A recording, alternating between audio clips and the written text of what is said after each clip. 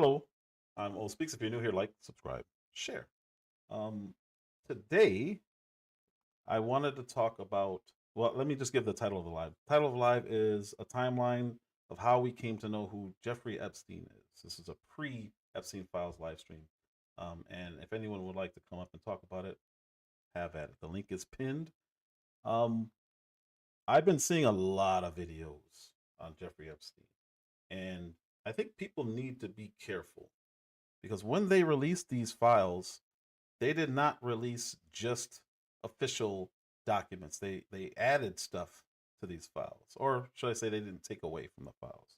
So every accusation, every social media post, every wild conspiracy theory is in these files. You have to parse through them, and that's what I've been doing over the last week. I don't know, about a week. That's very important to do because again, I'm seeing people putting up stuff that's just not true, and they're stating it as fact. And all they're doing is spreading more conspiracies and adding to our inability to know exactly what happened with this guy. Who is this guy?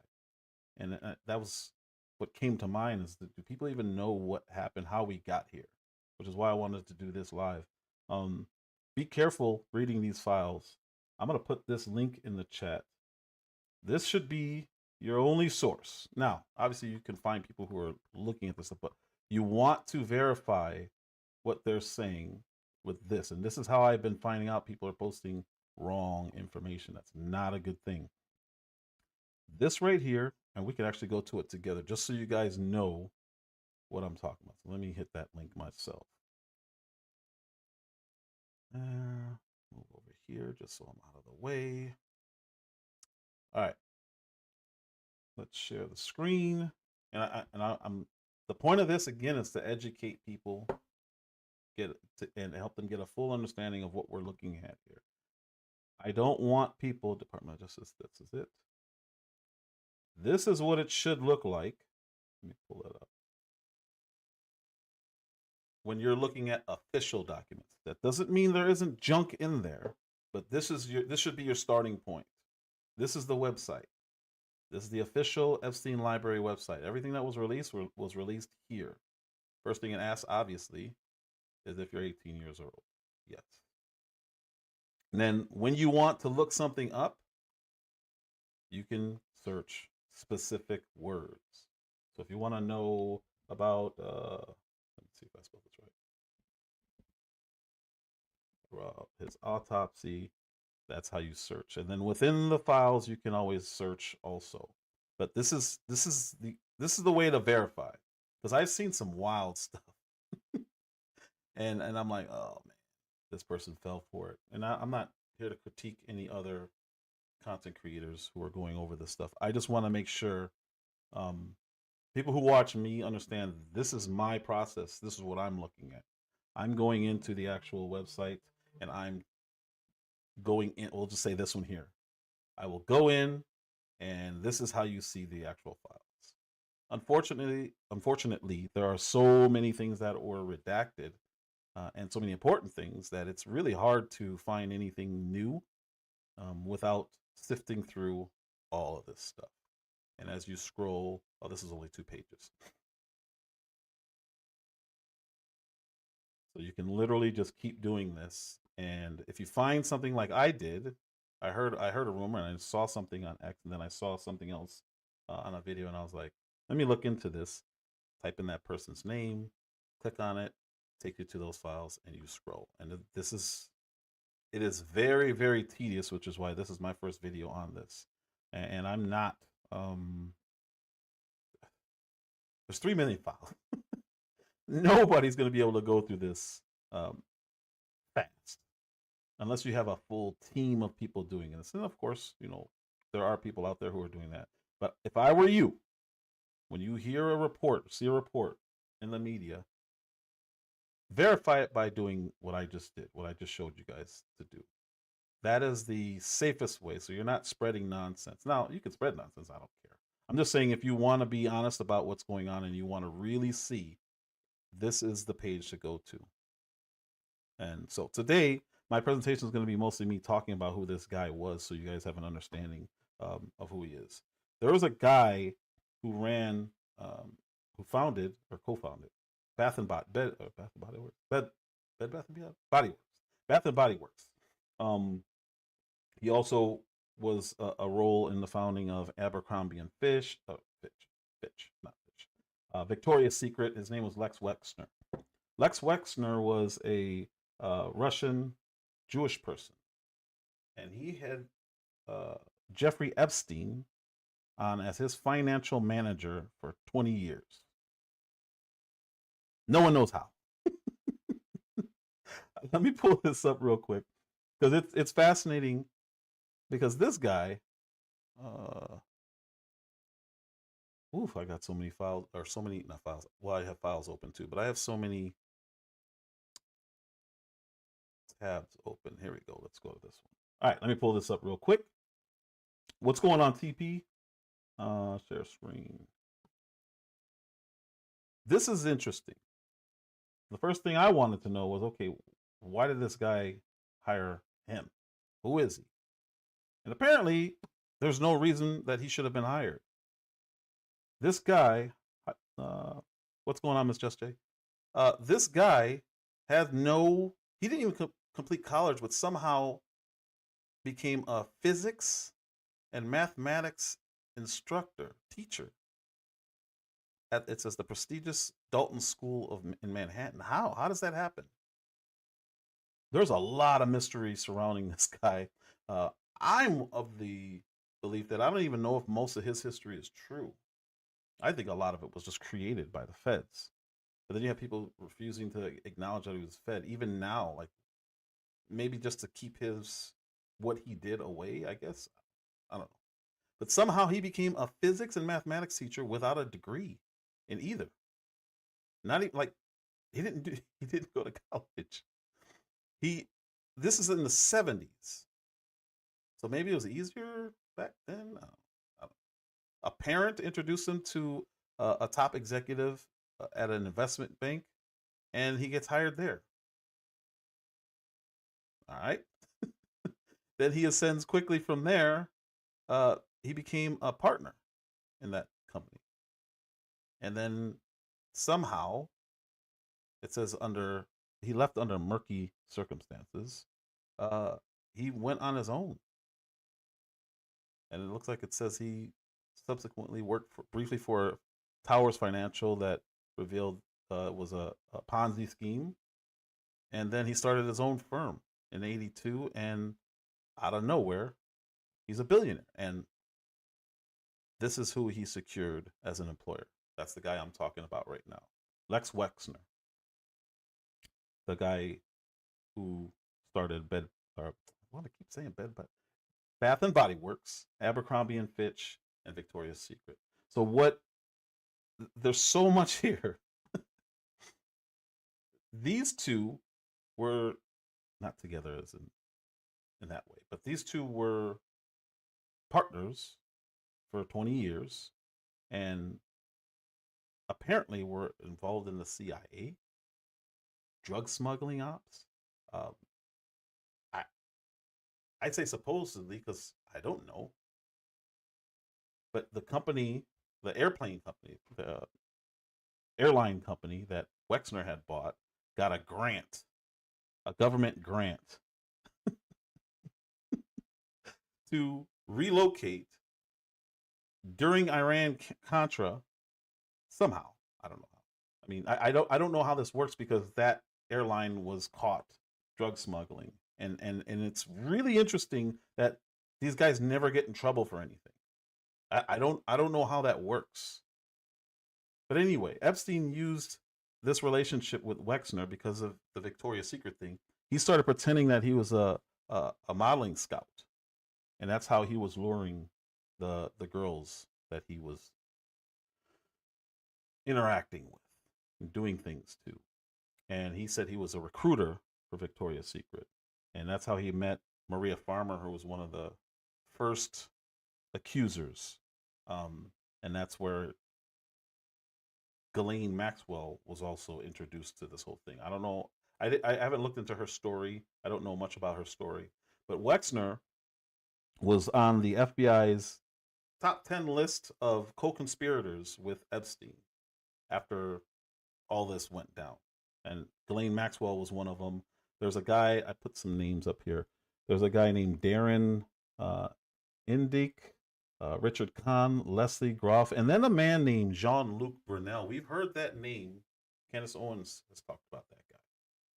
He was a modeling agent, a huge modeling agency or agent, whatever you want to call it, in France. And he had modeling agencies in New York, Miami, Ukraine, interesting, and then obviously France. And what he did was he provided models to all, every time you go into stores, department stores specifically, you see the models who model bras and underwear and everything.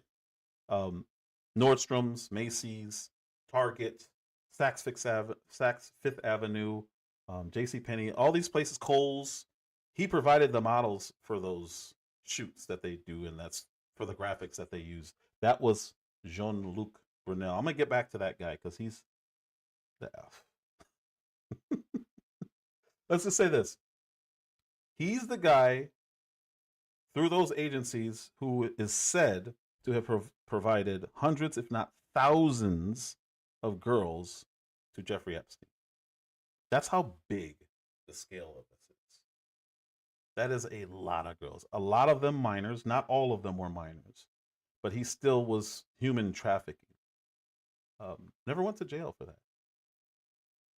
It's really, really interesting. But anyway, back to Wexner. When Epstein got arrested for the first time in 2006 for child bad things with a child, Wexner still stuck with him for 2 more years before finally separated.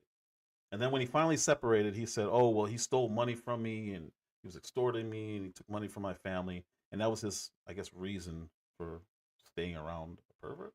I don't know how that works. But in 2006 in Florida, Epstein got arrested, and the charges were brought by a family of a 14-year-old girl. And the 14-year-old girl said that the year before, in 2005, or I guess she told her parents, but in 2005, what's going on, bad guy?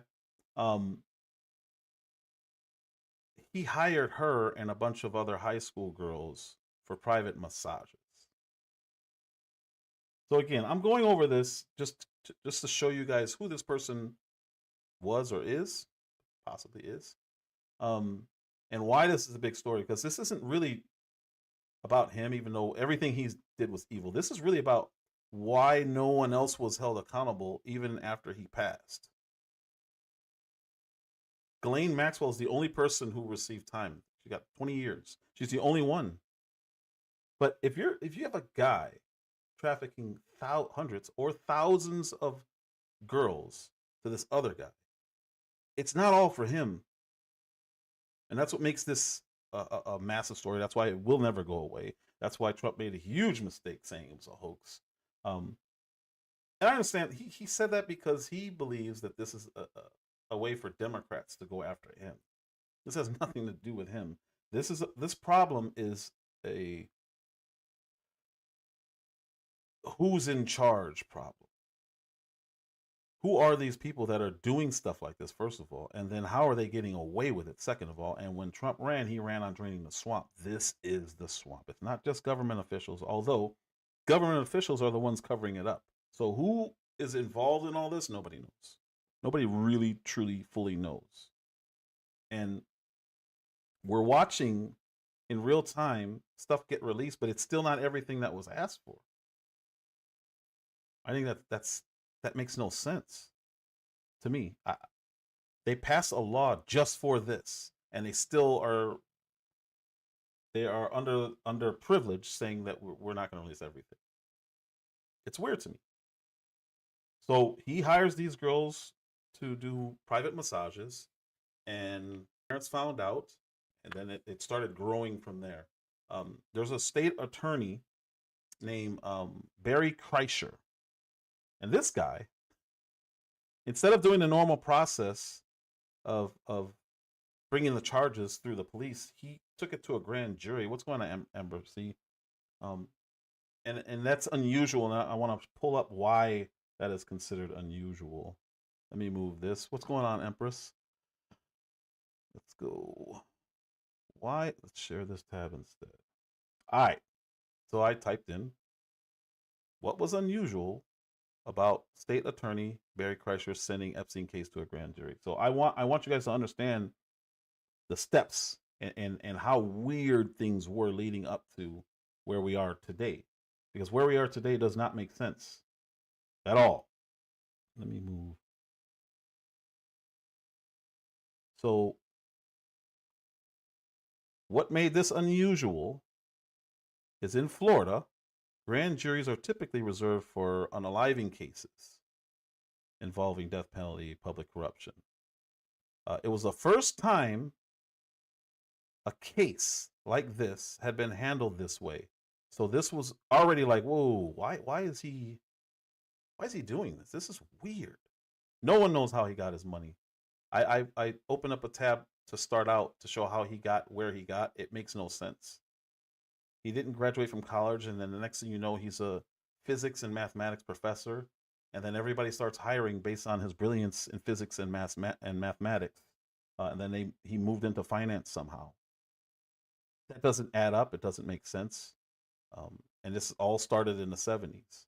So it's really weird. So Krischer, for whatever reason, did this.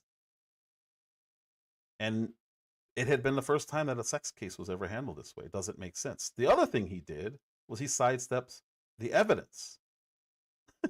So when you go straight to the grand jury, despite Palm Beach police signing paperwork for multiple felony accounts of unlawful stuff with a minor, this guy chose to go to the grand jury rather than filing the charges directly. This is weird.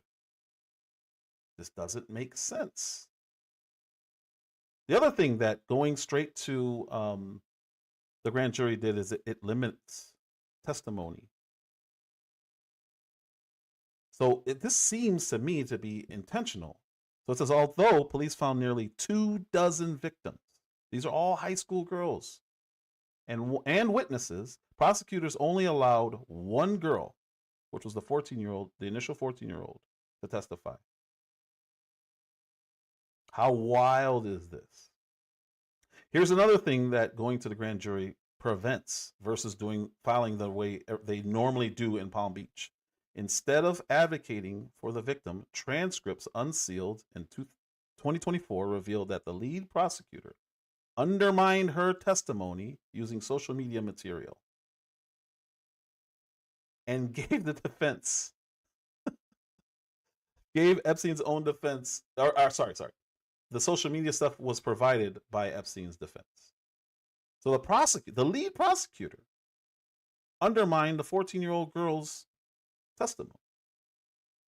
And she's the only one who was allowed to testify because this wasn't done the normal way. And what was the results? Minor charges. The process resulted in a single charge of felony solicitation of prosecution. And that's going to come up I have a short video on that, which essentially labeled the victims as prostitutes rather than SA survivors. Think about that. That is insanity. So, secrecy as cover. Critics and later investigators suggested the secret nature of the grand jury proceedings was provided political cover to avoid vigorous prosecution of a powerful figure. They didn't want the public to know what was going on. That's this Krischer guy. Does that sound normal to you? Does that sound normal to you? Even if it does, it doesn't matter because it was not normal at the time for what happened. So I want to show this clip real quick. This is a deposition. And he's going to say something about what I just now. Let me switch to this one. Let me keep switching. Sometimes it does. Oh, cool. Very cool. I want you to listen to this guy. This is him, and this is him being pressed by an attorney.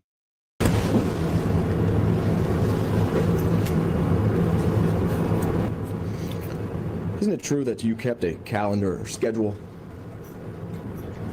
Okay, check. Turn off the video record at 1:05 p.m. Mr. Epstein, how long have you been sexually attracted to... Oh, let me say this real quick. This is raw footage from the files. So this was just released. This happened way back then, but this was just released a few days ago with the 3 million, or whenever the 3 million documents were released. This is in the files. Underage minor females. Objection, harassing, argumentative. Are you kidding? No, I mean, I don't feel like I'm divulging any secrets here, right? Move to strike.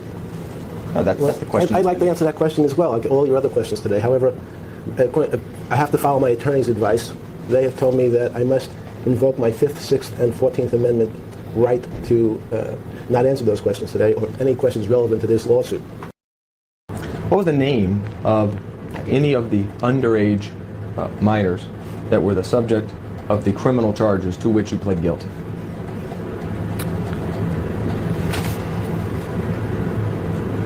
I don't know. So tell me about those charges. What was the for the allegations of those charges? Form. Solicitation of prostitution. That's Not underage prostitution, prostitution. were the victim. All right. So remember what I said. I want to go back just so you guys can see, because this is really important. Barry Krischer. Hopefully that lets me go back here. No. Okay, yeah. So that's what makes this important. That's what makes this extremely important. That's the only reason why I pull this up. That charge allows him to say, well, hey, I didn't do anything with a kid. The process resulted in a single charge of felony solicitation of prostitution, which essentially labeled the victims as prostitutes rather than SA survivors. So he's up here where this would normally be considered perjury because you're under oath during a deposition. Normally, you wouldn't be able to say that. But he's able to say that because whatever Krischer did, I still don't know how he got away with that. He allowed for this guy to be able to go through life, and just not lie, because technically he's telling the truth, but he can say, no, there was no kid. Hey, show me the paperwork. We've heard this before.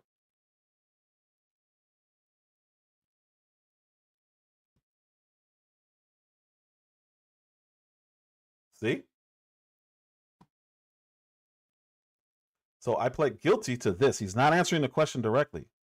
Were they minors? I pled guilty to this.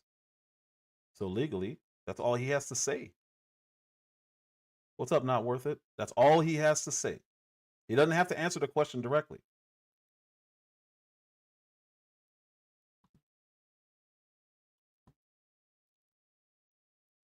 Wild.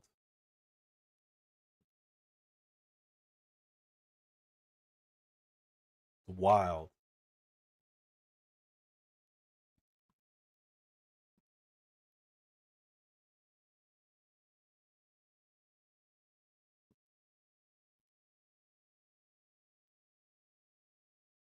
See that? See? Because he didn't have to, he literally said, I didn't plead guilty to underage. I just plead guilty to prostitution. And this is not perjury because he's being 100% factual.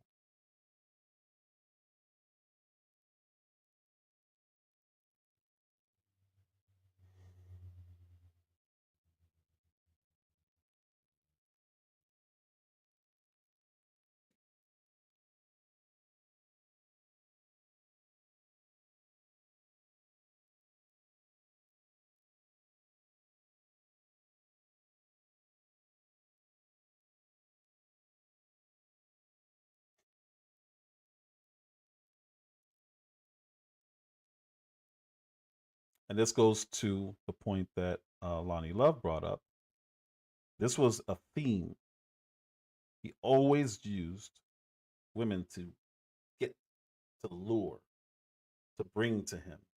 So even though Jean-Luc Brunel was providing the girls, he still used women like Ghislaine Maxwell to do this, or even other girls. That's how he operated. So he can say, I didn't approach anybody. I didn't pull up in a car. I didn't ask anybody anything. I met this person. Consensual.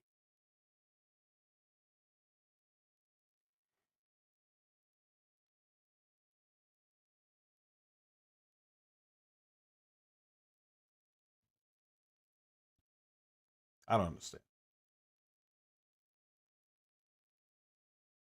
No sound?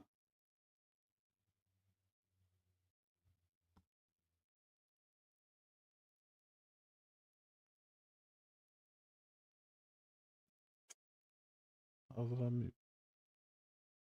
How was it on mute? You can hear me, but not the audio. That's why I was like, oh, I hope this works. When you switch from tab to tab without closing one and reopening, sometimes it can do that.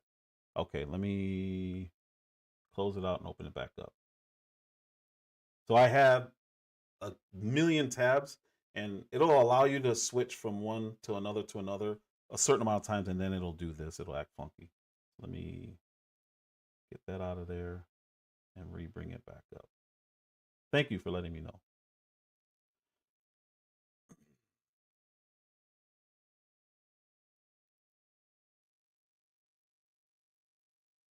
Thank you very much. All right, now let me go back a little bit.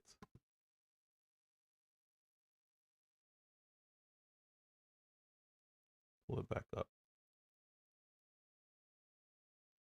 Thank you, thank you, thank you.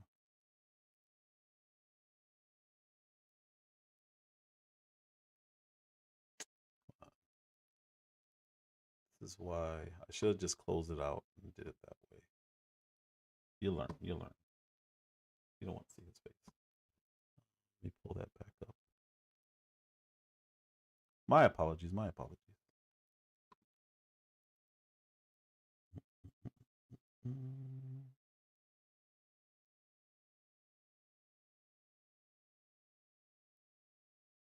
right. I have it up. I'm just finding the spot so I don't. All right, here we go.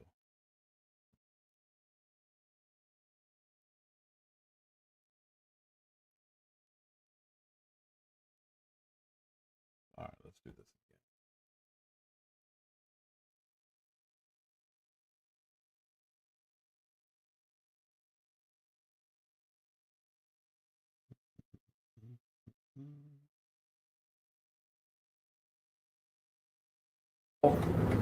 People that were, at the time you engaged in sexual activity with them, were underage and were brought by other underage minor females. Is that true? Same objections incorporated, You hear now? as well as the motion to strike. I don't understand. I'm sorry, I don't even understand the question. Isn't it true that you used underage minor females to bring other underage minor females to your house for sex? Asked and answered. Way earlier on. Oh, well, he doesn't understand the question, so I'm going through the progression. Not a problem. But it is asked and answered. As your firm, Mr. Edwards and Mr. Jaffe, has been described by the U.S. Attorney as perpetrating one of the largest frauds in South Florida's history by crafting malicious cases of a sexual nature against people like me and others in order to fleece, using bogus schemes, in the U.S. Attorney's words, investment schemes. Unfortunately, though, I'd like to answer every one of your questions if I'm able. My attorneys have advised me I must assert my 6th Amendment, 14th Amendment, and 5th Amendment rights under the U.S. Constitution. Therefore, at the moment, I cannot answer that question. Can't answer. And I link everything that I put up. I link in my description so you guys can watch it. It's not that I literally play that whole video, but that's where he was at. So after this happened, he was sentenced to 18 months. Doesn't seem right. What's going on, Free J? Doesn't seem right to me. But even worse than that, he was cut a secret deal outside of the judgment. Outside of the judgment, he was given a secret deal. Let me pull this up, because it is insane. I'm doing it the right way now, so I'm pulling them down stopping the screen share, redoing it. It's going to take a little bit longer. I apologize, but you saw what happened if I don't do it this way. I knew I was going to do it. I should have just did it the right way the first time. So after that, actually, no, you know what? I'm going to pull this one up first. Because I wanted to know how that was possible. Where is it? That's the unusual one. I don't need that one anymore. I can close that. I have so many tabs up right now.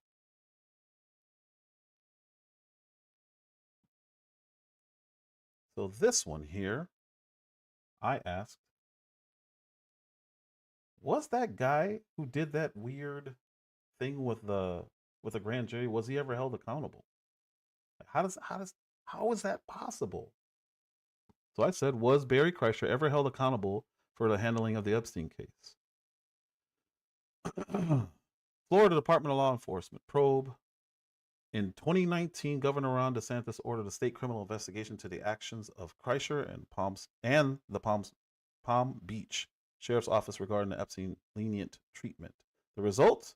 He was cleared, and his team finding no evidence of any crimes or even improper actions, even though he set a whole new precedent for how to handle SA cases, especially with minors.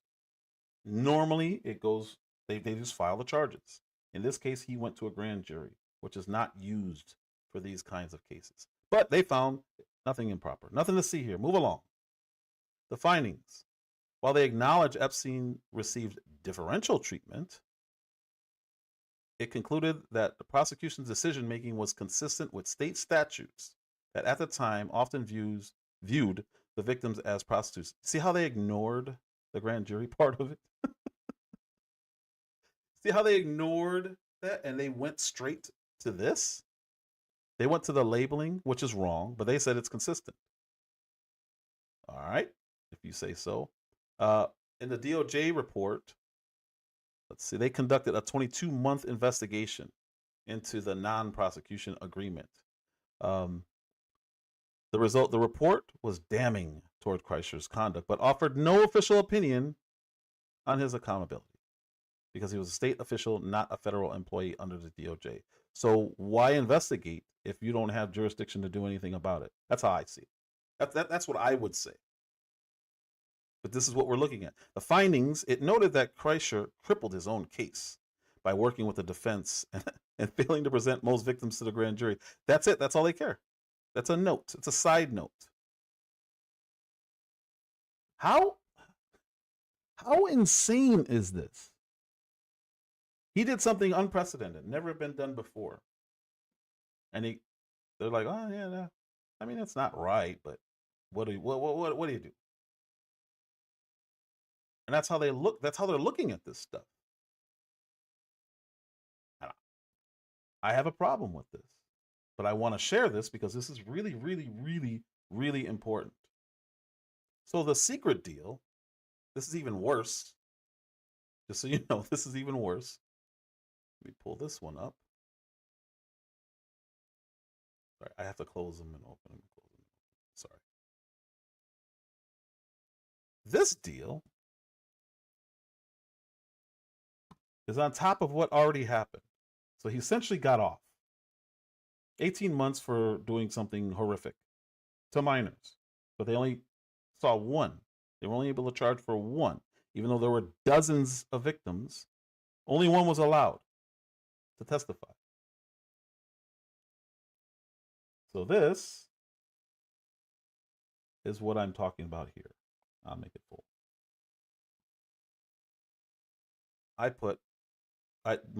My prompt was the U.S. Attorney Acosta in Epstein Unusual Facts.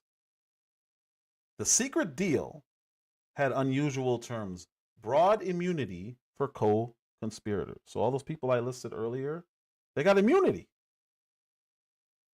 Why? Who knows? The agreement remarkably granted immunity to not just him, but to 4 co-conspirators and any potential unnamed conspirators. So not just the people that I talked about earlier, John Burnell and Lex Wexner and whoever the other, I forget the other names. Not only was he immune from prosecution, but all of them were too, and then any other potential ones. So if anybody else comes up having to know about this, they get immunity too. This is real similar to the Biden pardons. Anyone who did anything between these periods of time, immune.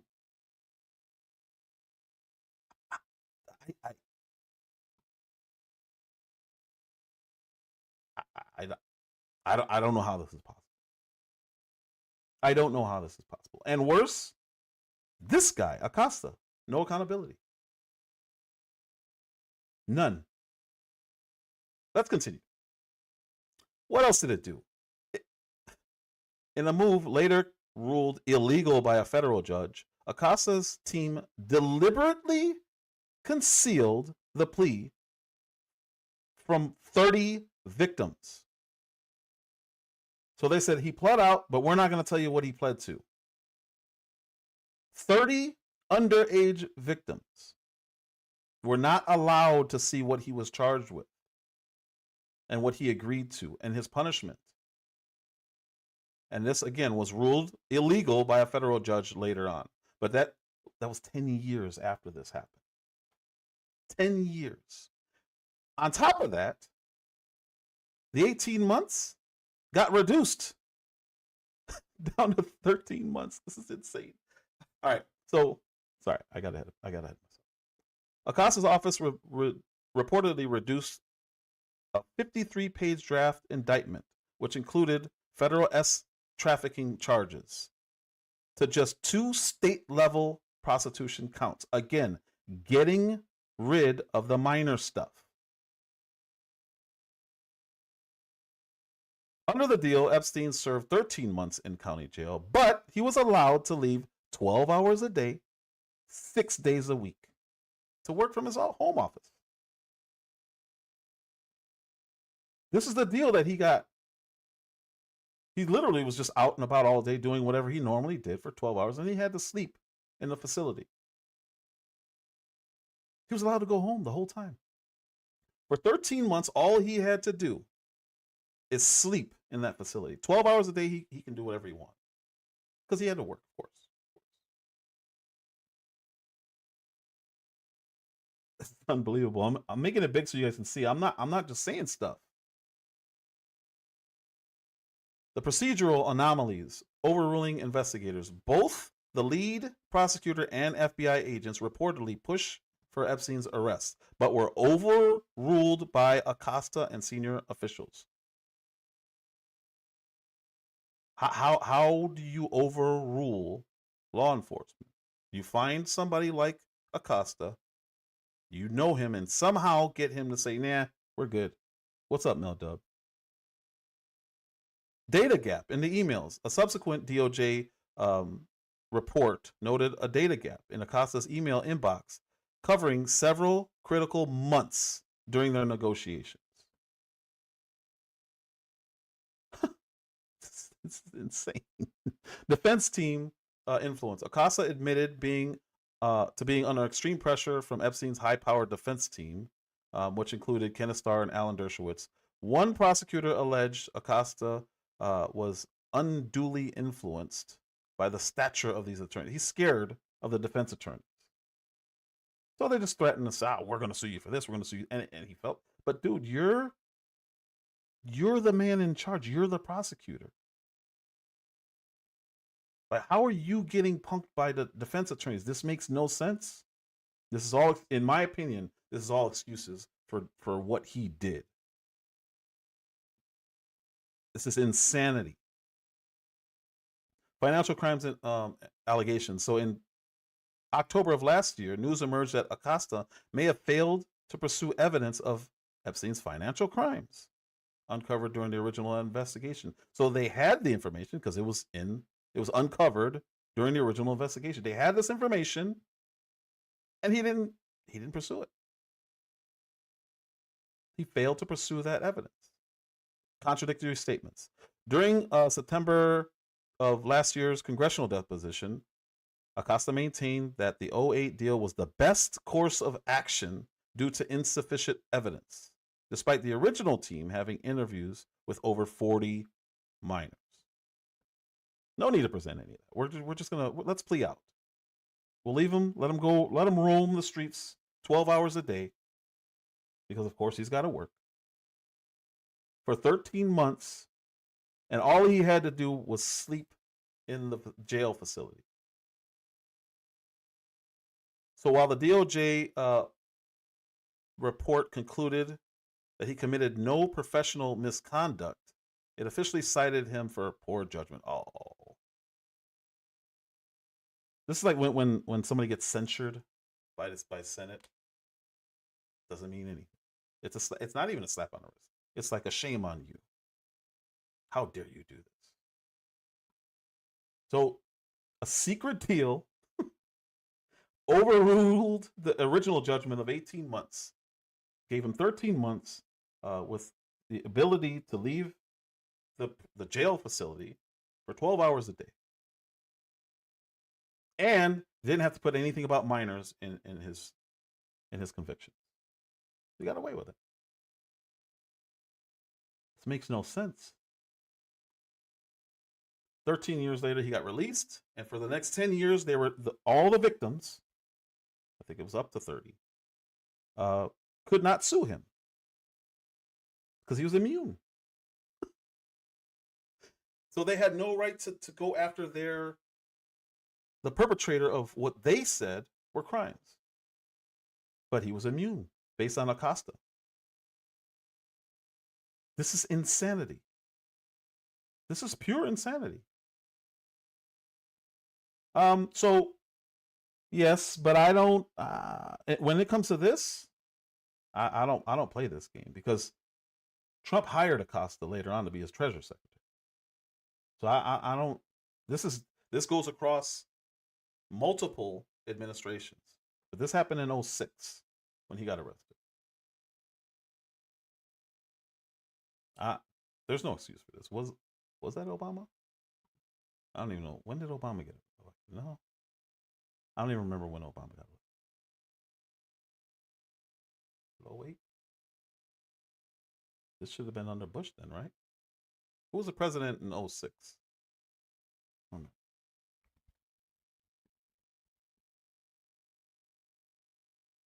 thought it was 2006. Did I say 2006? He was arrested in 2006, so that was, but it was a local beat. So the second one would have been, yeah, see, 2008 was when he pled out, but it started in 2006. So it was under both of it. It was under both of them. It was under Bush and Obama, because it bled out till 2008. So either way, there's a lot of people involved in this, and that should not have. There's no accountability. That's the biggest problem. Like I said earlier, this is more than just what he did, even though it's disgusting. But you have a guy, Jean-Luc Brunel, trafficking hundreds, if not thousands, of girls to this guy. It's not all for him. It's not even logical to think it's all for him.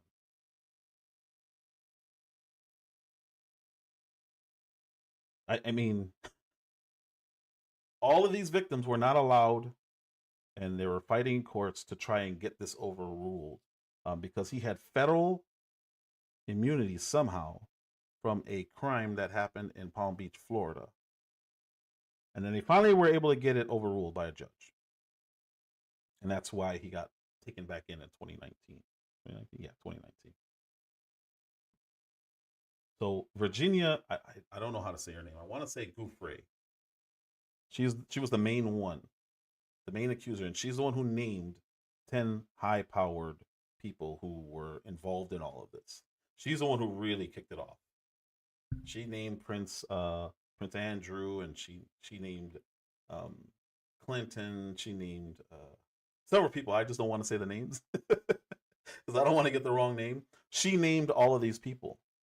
But there was royalty in there, Prince Andrew. There was high people in academia, billionaires, politicians. She just started naming people. We still don't know all those people. Thomas Massie listed titles of people, but he didn't list the names of the people because it was classified up until a week or two, whenever they release it. What's up, Lou? So he got brought in on more trafficking charges and more SA charges. And the judge who ruled the initial plea deal unconstitutional or whatever it was, they said that it didn't apply to the new charges because it was a local beef that did not have the jurisdiction to do a plea deal for the federal government, something along those lines. It was a local thing, and that's how they got away with being able to finally charge him. And they shouldn't have to parse, and you shouldn't have to do that for something like this, because it should be open and shut. It's pretty clear. So what they did, I'll pull it. Oops, dang. I'll pull it up right now though. So what they did, let me pull this back up. I tried to switch again. I shouldn't have did that. That's as soon as I did, I was like, oh, because I didn't want to lose sound. But even though this is tabs, I still didn't want to lose it. Share screen. How did federal prosecutors? So this is how they got around. I'll go full screen on this. This is how they got around the plea deal. Geography. So it was a local thing. Yeah, so I was right. New York prosecutors maintained that the agreement negotiated by the U.S. Attorney's Office in the Southern District of Florida was only binding to that specific district. Under federal law, Department of Justice policy, one U.S. Attorney's Office generally cannot bind another with an immunity deal without consent. So they're supposed to communicate that and make sure that it's okay with the other districts. And that's how they got out of it. So they were able to bring charges rightfully against this guy, and thank God they fought it, because those girls would have never been able to get justice. 10 years they were fighting this. And to me, that's wild. I just don't know how that's. I still don't understand how that's possible. But a month later, Epstein was supposedly found unalived in his cell in a federal jail, where they claim he did it to himself. This is where I say be careful. Go to the website yourself and verify when you see a story, because a lot of these people they're pushing stuff that was social media posts and rumors and stuff like that. They added that to the Epstein Files. I believe that's intentional. I don't know why they couldn't just look at least things that were looked into. No, they just threw everything in there. And that's, I don't know. But Jean-Luc Brunel, that guy that I talked about earlier, who was providing the models, 2 years after Epstein supposedly unalived himself, he unalived himself. And this is the guy who provided hundreds, if not thousands. I say that because that's what it says in the files. Hundreds to thousands of girls. In 2022, he unalived himself. The main accuser, Virginia Giuffre, she unalived herself last year in April. Right when it's time to get the justice, she unalived herself. I want to play her family. Share screen. This is her family speaking on. This is her family speaking on the recent release.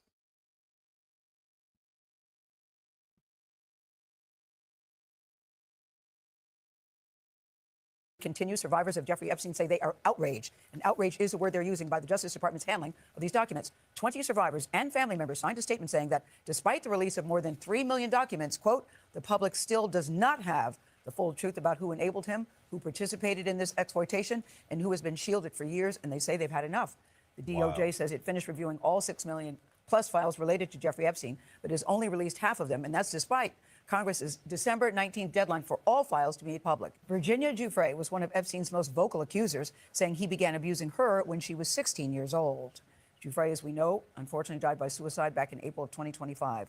We are joined by her brother, Sky Roberts, and sister-in-law, Amanda Roberts. Good morning, you two. I'm sorry we have to keep meeting under these circumstances, but I know it's very important for you to keep this story very much alive, and you are doing that. You both are using the word outrage to describe your feelings. Sky, would you start us off? What is most upsetting to you at this time?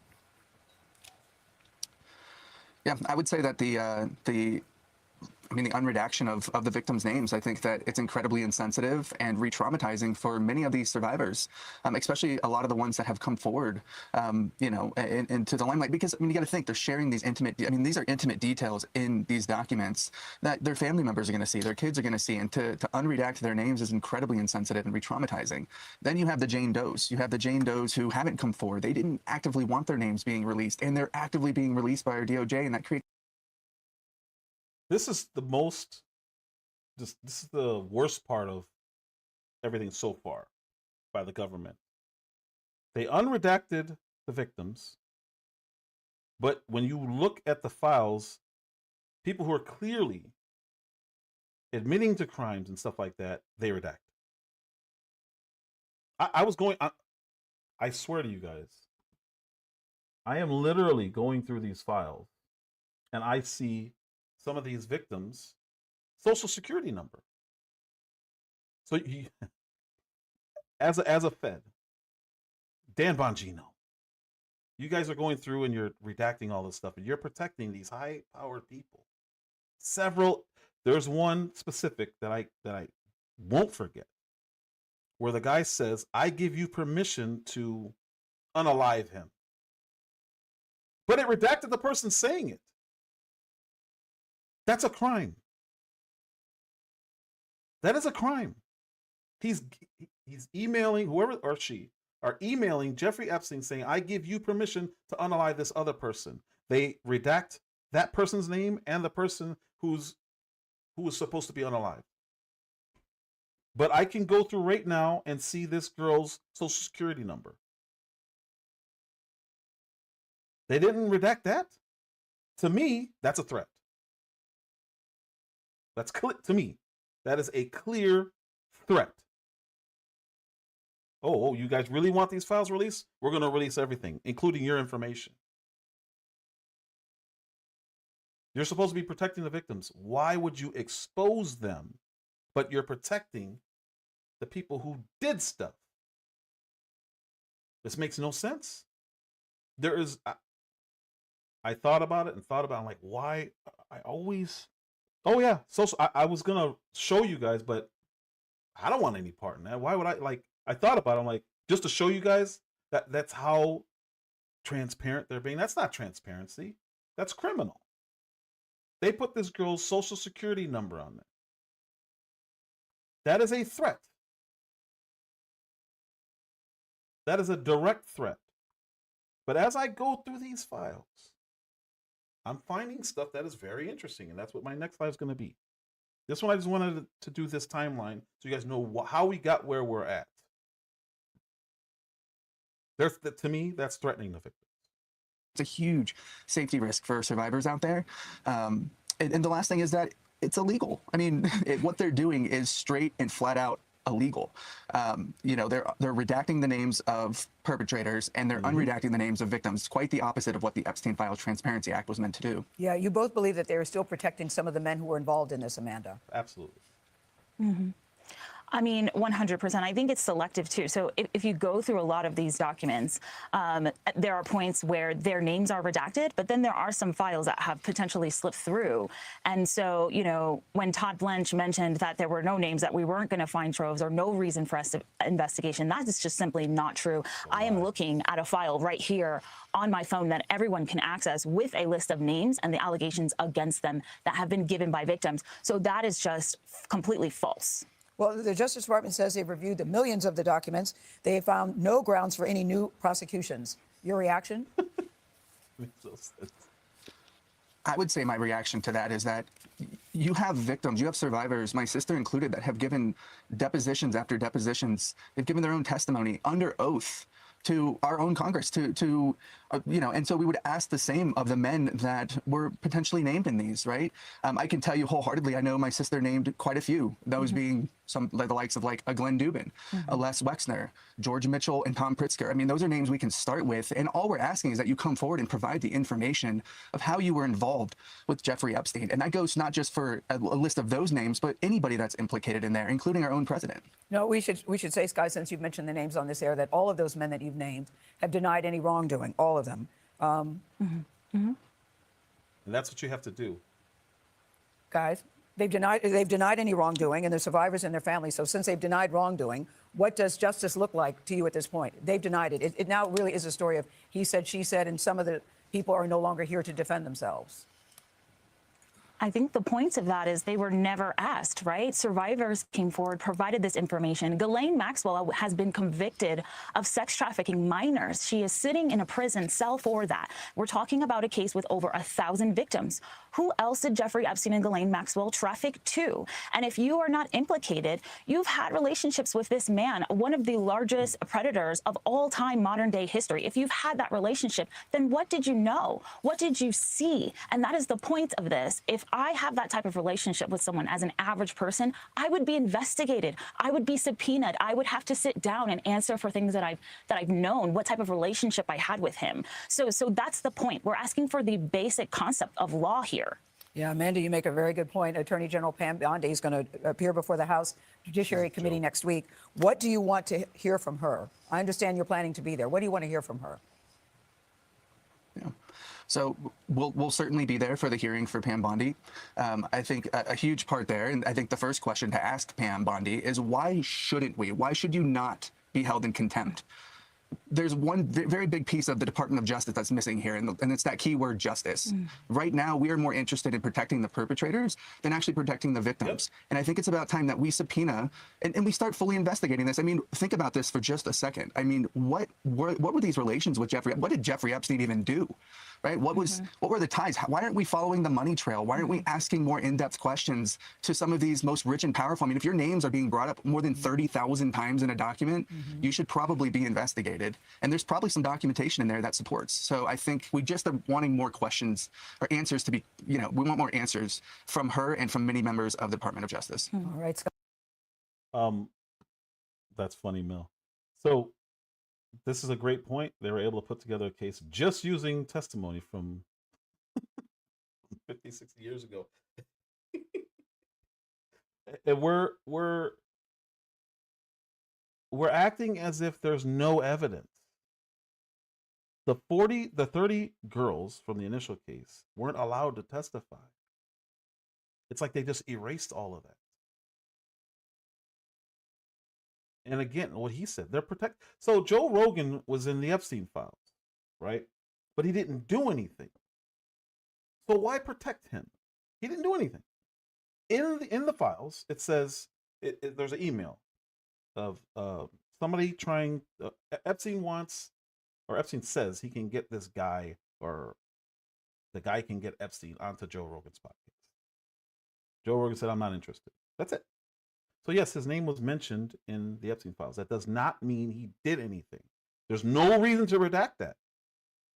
Because people can see it. So what they're saying is, well, we don't want people who didn't do anything to be implicated. If they didn't do anything, they're not implicated. That's how it works. That's literally how it works. Right now, we have really prominent Republicans who are against a guy named Thomas Massie, even Trump, because they're acting as if he's turning leftist or something like that, even though he's more conservative than all of these guys. They all hate this guy now. Why? Because he worked with this guy, Ro Khanna,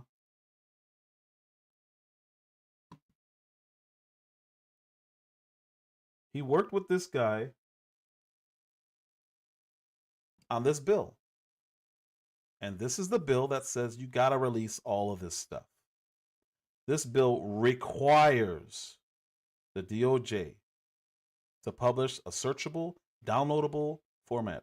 All unclassified records, documents, communications, and investigative materials that the DOJ has in relation to Epstein, all of them have to be unclassified. So this is all the unclassified ones, right? It says this includes materials that relate to Ghislaine Maxwell, flight logs, travel records, individuals named, including us. Because he's in the government. These two guys are in the government in connection with the investigation and prosecution.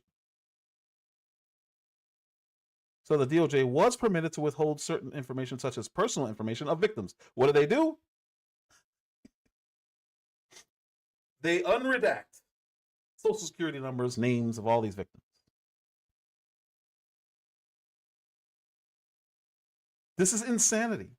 Additionally, not later than 15 days after the required publication, the DOJ must report to Congress. This is why they have to go down to Congress. All categories of information released and withheld, a summary of redactions made, a list of all government officials they politically exposed, and politically exposed individuals named in a reference in the published materials. So what do? Well, this stuff is going to be privileged. We can't release everything. We got to protect people who didn't do anything, while put at risk people who were victimized. Joe Rogan was the perfect example. I'm like, oh, okay, so why was this hidden? He didn't do anything.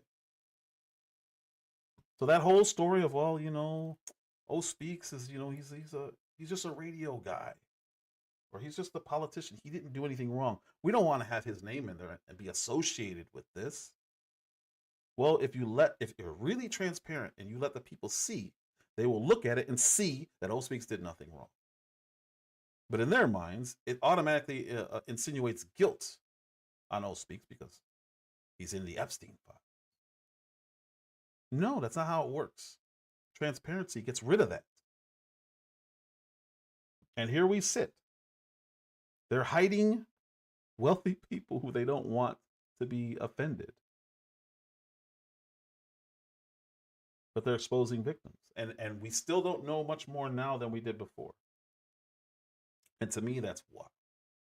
That is why. The same people who hate Thomas Massie for doing that hate him for trying to be more responsible with the budgets. And these were never Trumpers. Ben Shapiro, Mark Levin. These guys are these are the guys who deny that the Epstein files even exist. I cannot believe I used to respect either of those guys. But what are they doing? They're pressing Thomas Massie for working with the left because all they care about is keeping this divide. Democrats, Republicans. Or on you guys' screen, Democrats, Republicans. That's all they care about. They don't want people. This is a universal issue. Everybody should be in agreement that we need to find out what happened here, who this guy was, how can we prevent it, who's going to be held accountable, because nobody's being held accountable. They don't want that. They just want the typical left versus right. But PDFs need to be held accountable. There's no, you can't ignore this, which is why Trump is in so much trouble right now. They keep, Ben Shapiro and Mark Levin have convinced, and not just them, there's other rhinos out there, but they have convinced Trump that MAGA does not care about these files, and it is the biggest miscalculation I have ever seen in politics, ever, because it is the exact opposite. I don't know why anyone would listen to that. The two biggest things he ran on was immigration, or the three: immigration, no wars, release these files. He did great on immigration. Everything else is like, what are we doing here?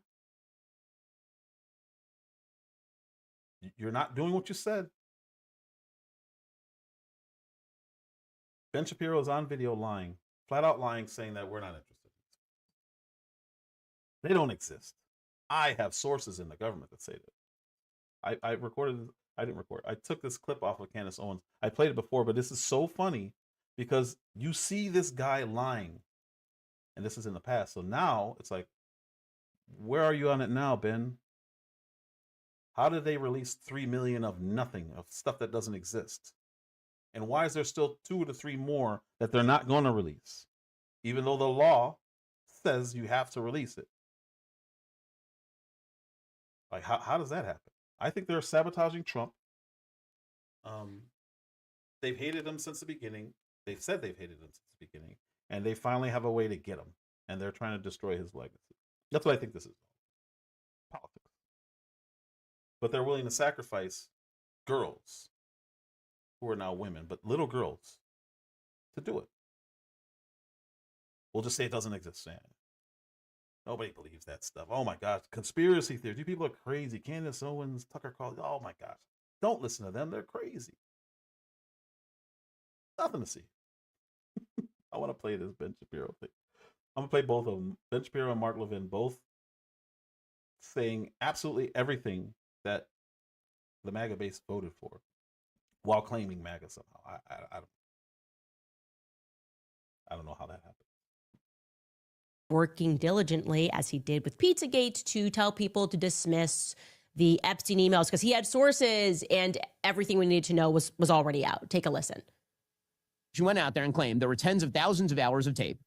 There are, by the way, but they are child pornography. The reason the FBI is not releasing them is because those tapes do not include underage people with third parties on Epstein Island. That is not what the tapes are. Okay, I also have sources in the federal government who are covering this stuff and have seen the documents. Okay, those tapes are just child porn. That's all. That's what they are. That's why the FBI is not releasing them. Okay, as far as the Epstein list, what I have been told by my sources is that there is no Epstein list, that basically there's a black book of Jeffrey Epstein contacts. And the vast majority of those contacts are already out there publicly. That's why you know names like Prince Andrew or Alan Dershowitz or some of the names that have been mentioned here. Those contacts, there is no evidence, according to the DOJ and the FBI, and again, that's public. There's no evidence that any of those third parties were having girls trafficked to them. And that is not evidence that was made clear, certainly, to the DOJ or the FBI. Here is Tucker then asserting that it was actually Mossad. Again, without evidence, not a shock. No evidence. Of course, this is where Tucker was going. This has become the hot speculation on the internet, is without evidence. You say that Mossad was running Jeffrey Epstein. When I say without evidence, I mean without evidence. Naftali Bennett, the former Israeli prime minister, said, quote, "As a former Israeli prime minister, with the Mossad having reported directly to me, I say to you with 100% certainty, the accusation that Jeffrey Epstein somehow worked for Israel or the Mossad running a blackmail ring is categorically and totally false. This accusation is a lie being peddled by prominent online personalities such as Tucker Carlson, pretending they know things they don't." And in fact, I followed up with the former prime minister, Naftali Bennett, and what he told me is that Mossad has not been active in the United States or against the United States since the Jonathan Pollard scandal of 1987, when a U.S. Army contractor who's actually working for the Navy revealed classified information to the Israeli government. He was prosecuted by the United States government and ended up in prison. I didn't watch this whole clip. This is years. Hilarious. And so Israel since then has not spied on the United States with Mossad. Okay, guys. Well, there you have it. It's just, I don't know how he does it with a straight face. What's craziest about that is he went to the perpetrators, asked for comment, and they said, well, there it is. That's evidence. That's not evidence. That's the guy who's guilty of doing stuff saying, we didn't do it. But you hear he keeps repeating, without evidence. That again, without evidence. It's not without evidence, dude. Actually, all the evidence points in the other direction. The dancing Israelis on 9/11, they got shipped back home. They were known to be Mossad agents. You guys admitted it. That wasn't 1987. There have been several Mossad agents caught here tracking terrorists. That is an op in this country. Can't do that. To say that they haven't done anything since 1987 is absolutely insane. You have to be just completely dishonest. I don't even know how he said that with a straight face. What connections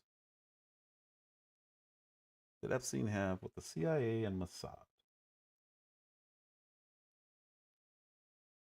Pull this up. Full screen.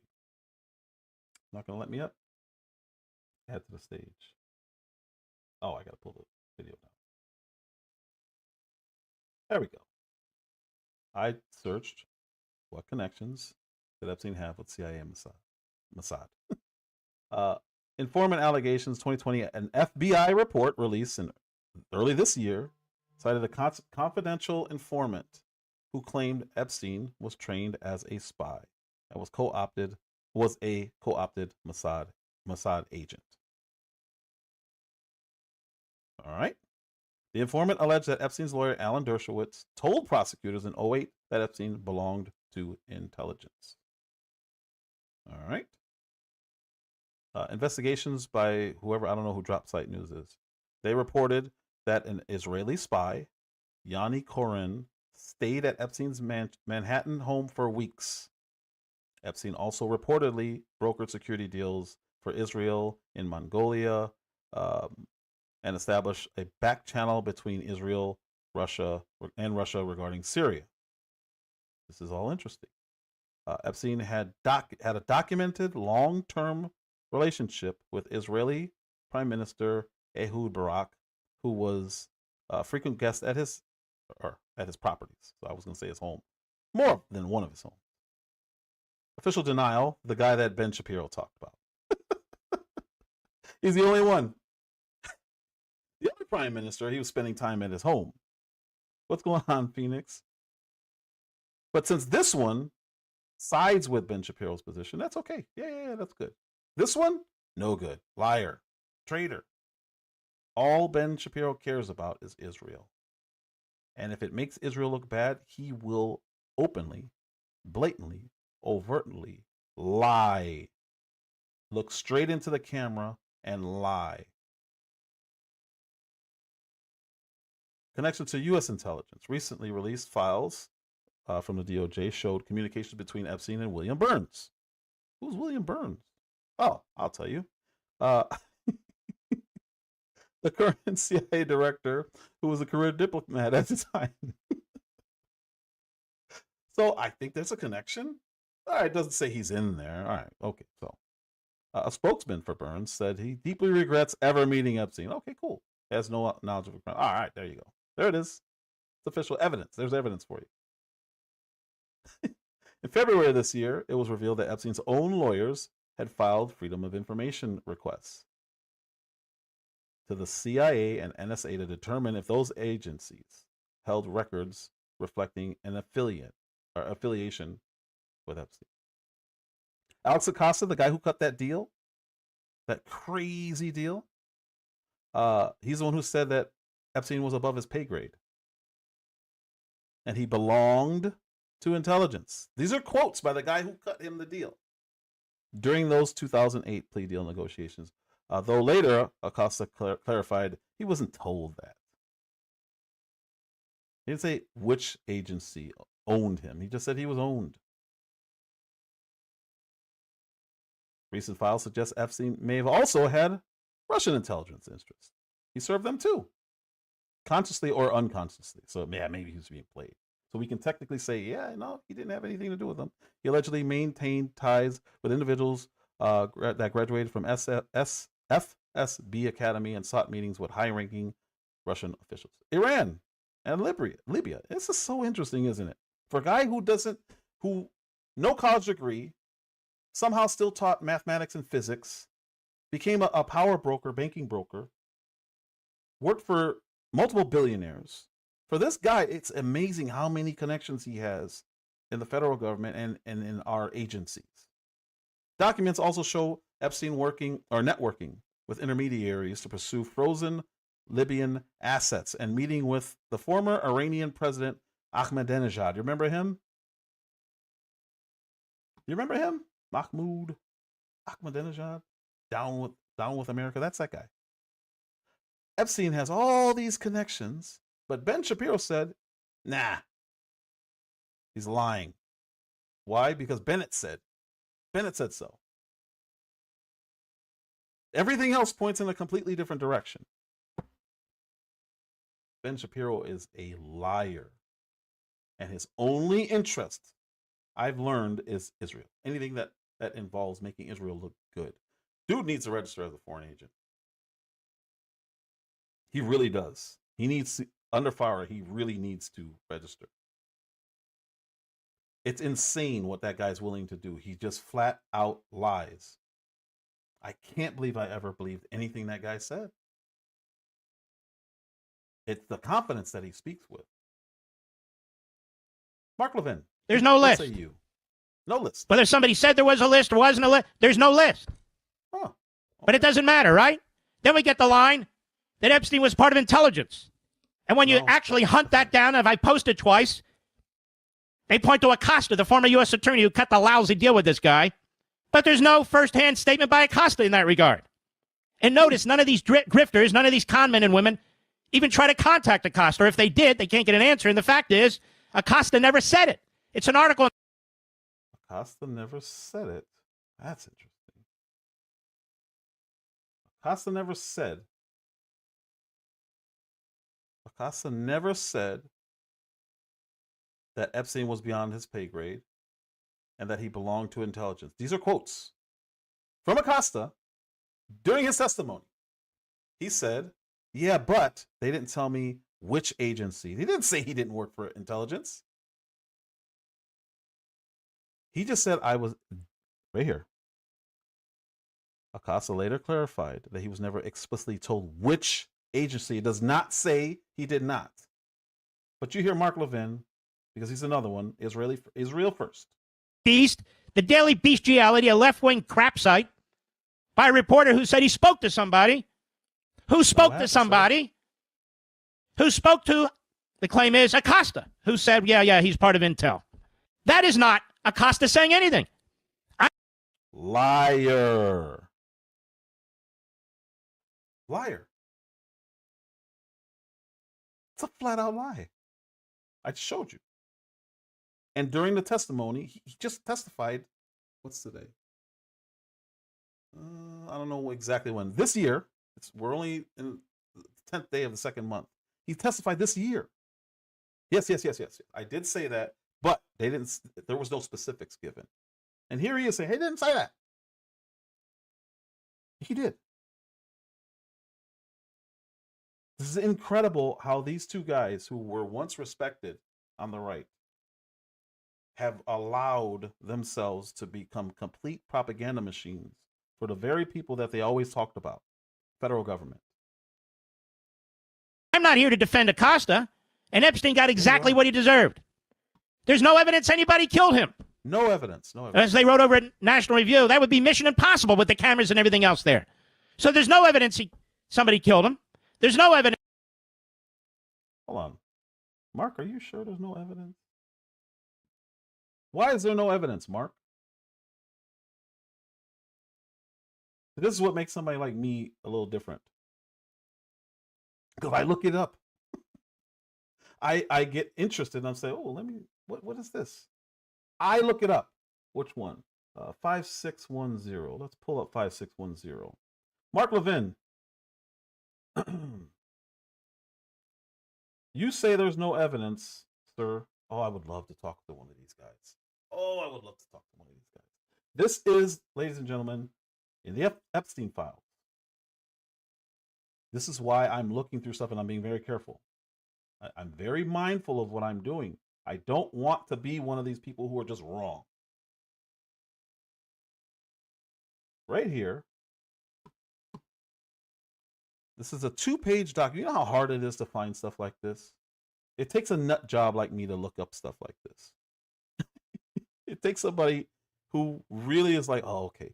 If you ask my wife, I've been sitting in one spot for the last few days. I've been listening to music, watching live streams, watching TV shows, but the whole time, the laptop is in my lap, and I am looking for stuff like this.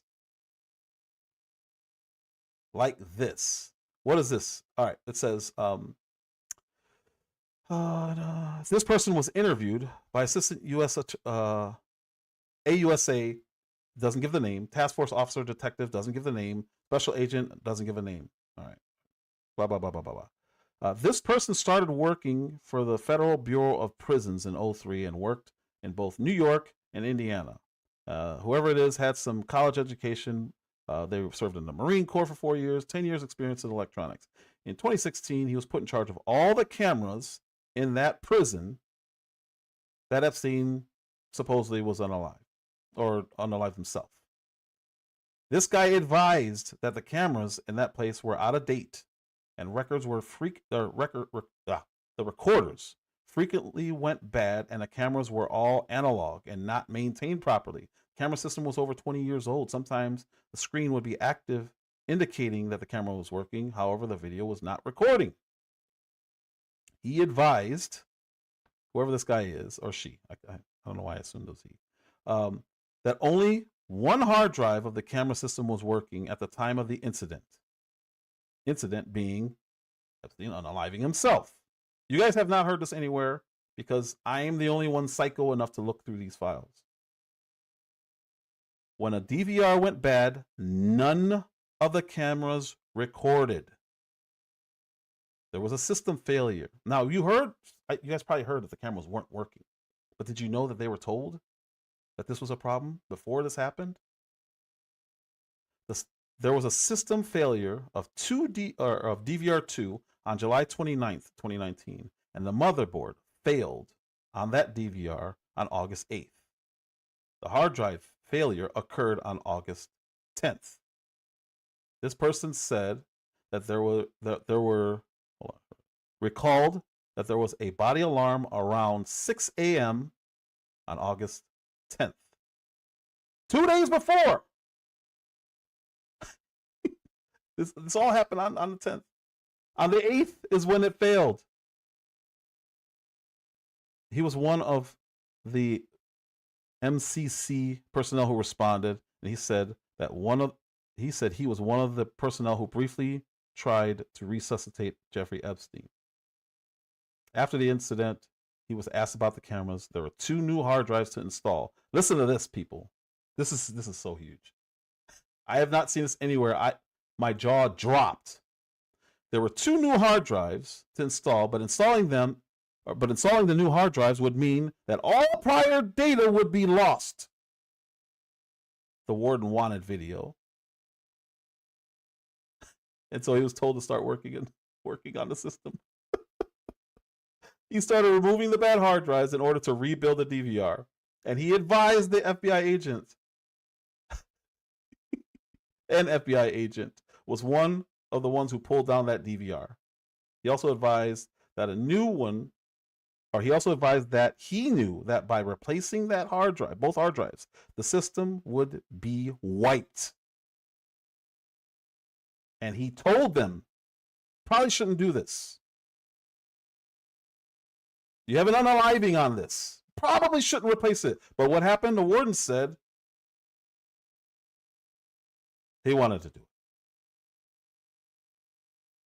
Do you guys understand that they wiped the hard drive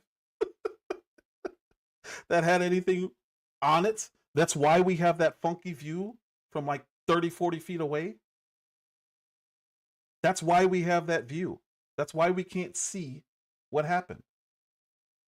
Now there's video where you can kind of see something orange heading up towards Epstein's cell. I always thought that cell that was directly there was Epstein's. It's not.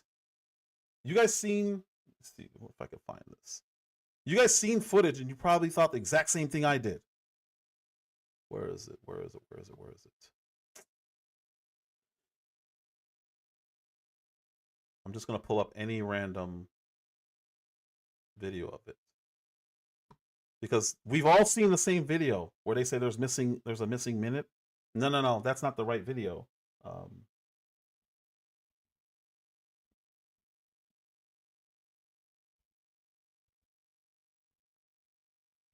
This is so dumb. This is so dumb. I'm gonna play this.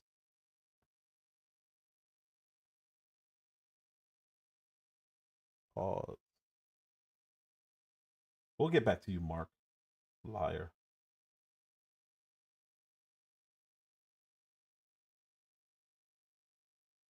This is insane. You guys are gonna be like, what? I could pull that. That's one of my Epstein things. I'm gonna go over some of the ones that I found, but that one I thought was worth sharing right now because you're listening to Mark Levin just lie. YouTube.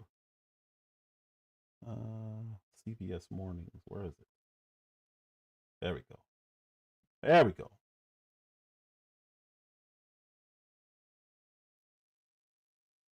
All right. It's so stupid. Let me speed it up. How long is this? That's 2 minutes. This is perfect. Perfect. So I don't have to do anything. This has uncovered new evidence that appears to contradict the official account of what happened in Jeffrey Epstein's jail the night he died. We've studied surveillance video showing a glimpse of what... Real quick. How many of you guys thought that one of these was his cell? Put a 1 in the chat if you thought that one of these was his cell. But that's what I thought. I was under the impression, every time they showed this stupid video, I was under the impression that one of these two were his cell, and that's the video footage. And, oh, well, there's nothing to see there. Anybody? Anybody? Did anybody else see this video and say, oh, well, there's the footage. You can see one of these shells. Nobody goes in, nobody comes out. Cells. I did. But you know where his cell is? Around this corner here. Up some stairs. His cell is up some stairs right here. The reason they only have this footage here is because the warden had that guy wipe the DVR.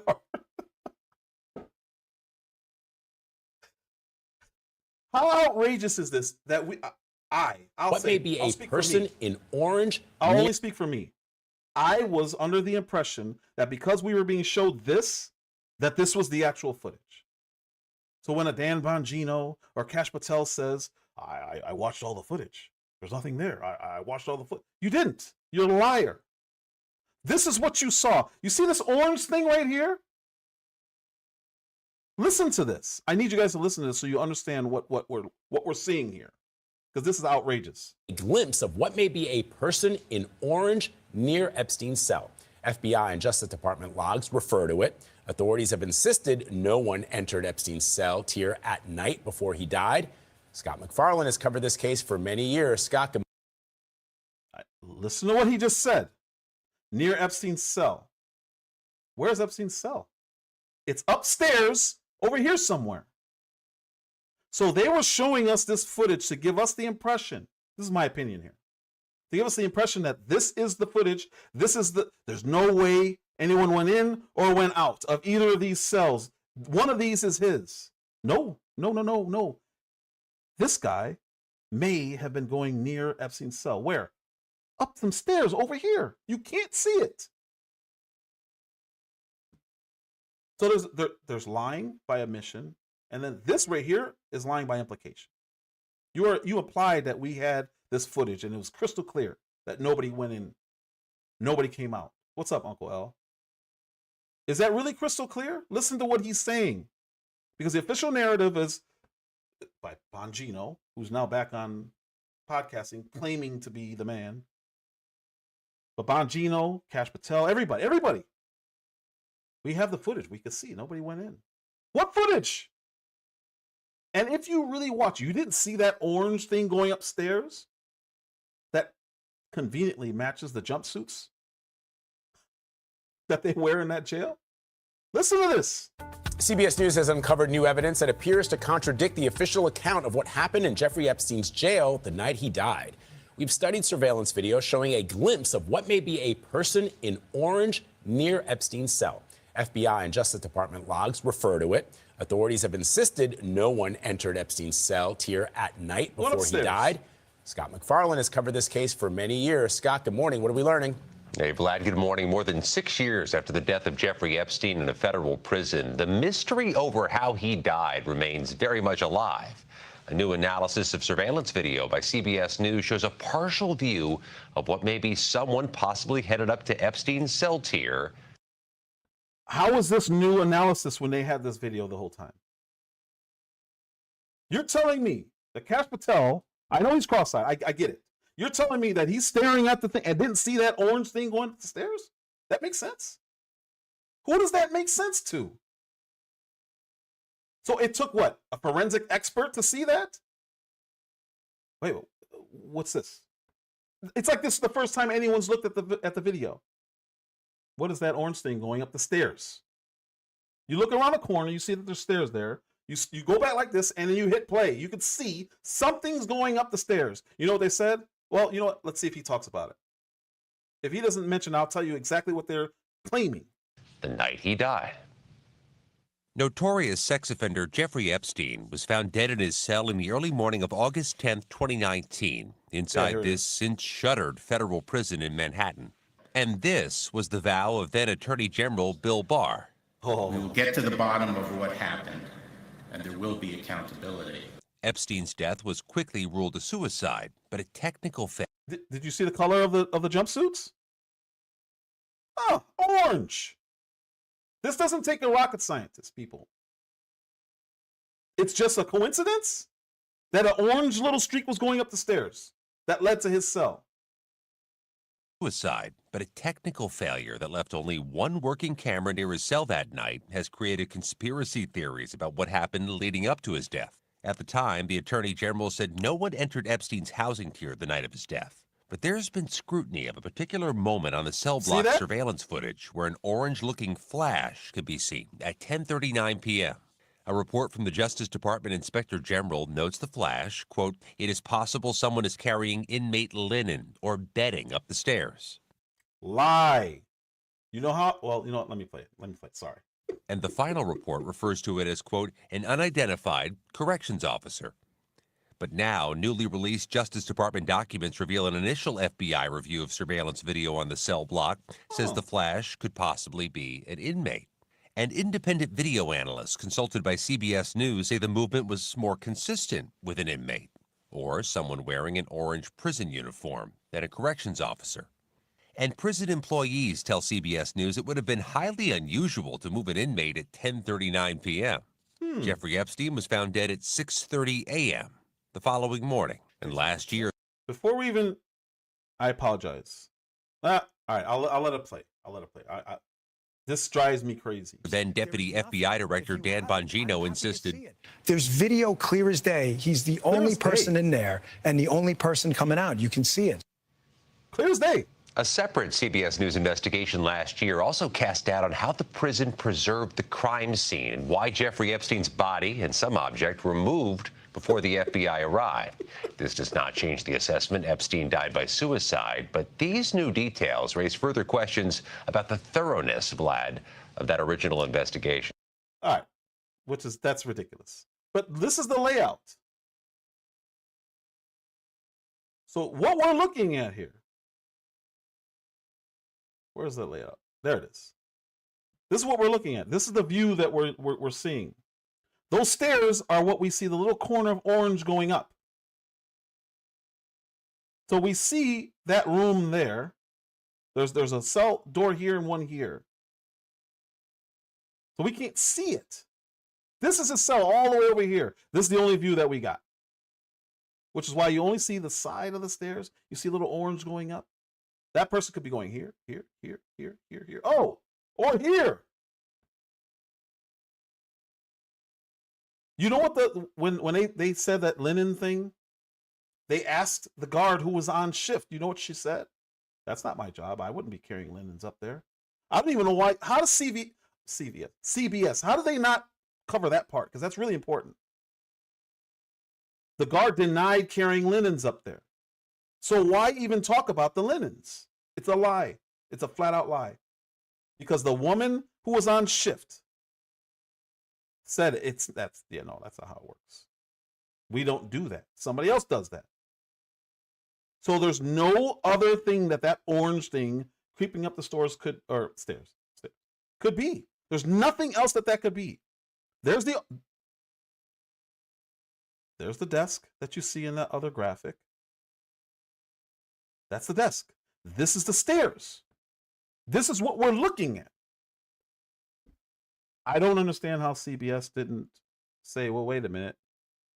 Also in the files is the guard saying, we don't carry linens. That's not my job. But they left it there so that they can add to speculation. Well, maybe it was. Let's dismiss it.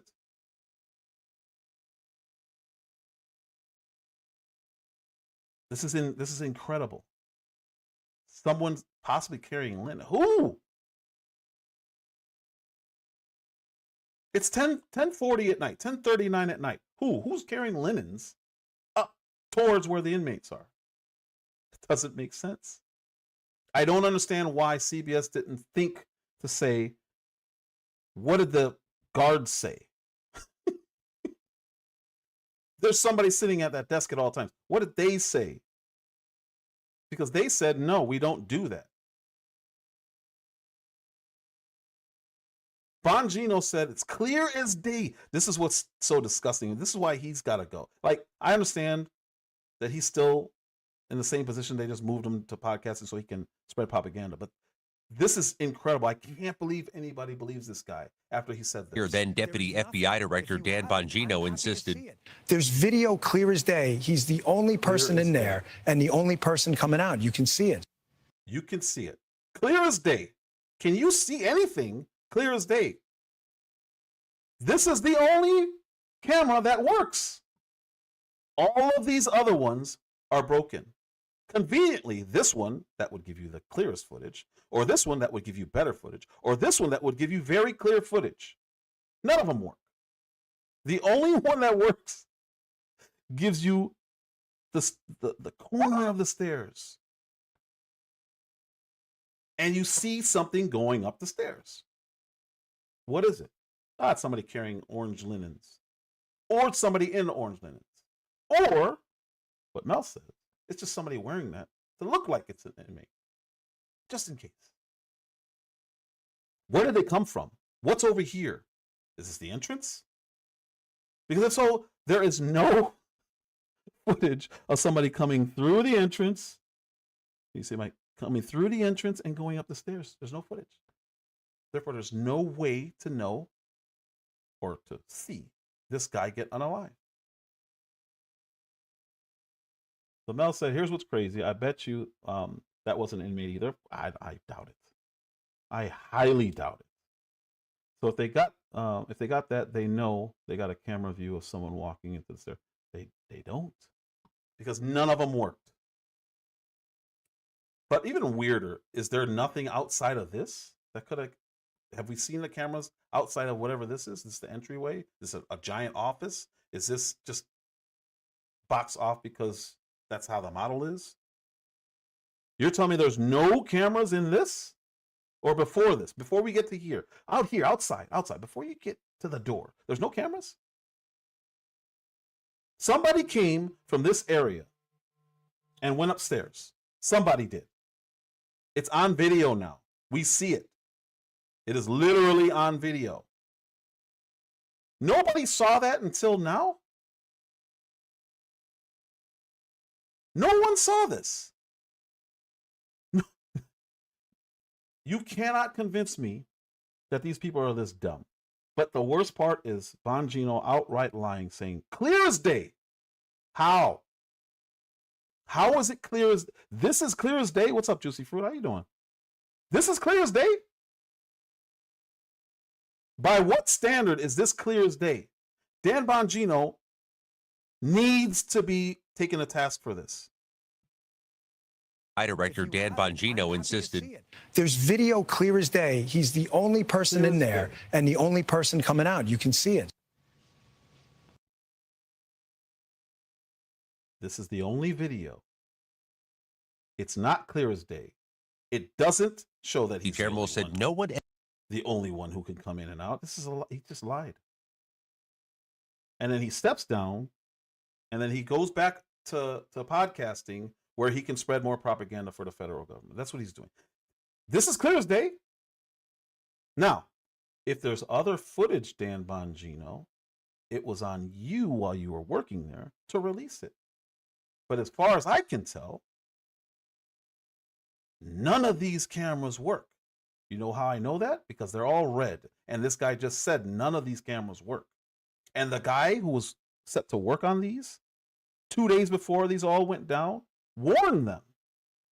These are outdated. And you know what he did after whatever happened in here to Epstein happened. the guy said, hey, we can fix it, but it's going to erase your hard drives. So we won't have footage. We won't have footage. You know what the warden said? Yeah, we got to fix these. Oh, okay. So if you did have anything anywhere else, you erased it. And you think that we're supposed to believe this?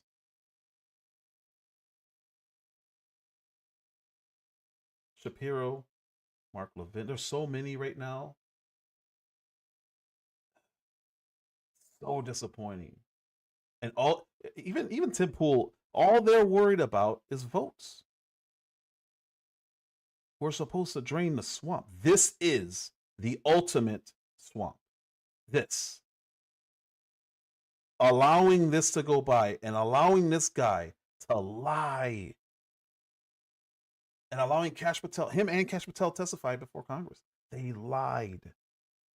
They said, he just said, I saw it clear as day. Well, what are you looking at that I can't see? Because it's all supposed to be released, right? Oh no, there's still 2 to 3 million files of the files he said don't even exist. 6 million in total, 5 to 6 million files that don't exist.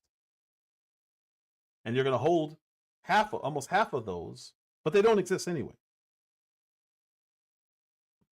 This is criminal beyond criminal. This is beyond criminal. This is what's taking Trump's administration down. This is what's destroyed MAGA. Don't listen to these idiots talk about Candace Owens and Tucker Carlson. This right here, draining the swamp and allowing for zero accountability on these people is what's destroying the right. Destroying the right.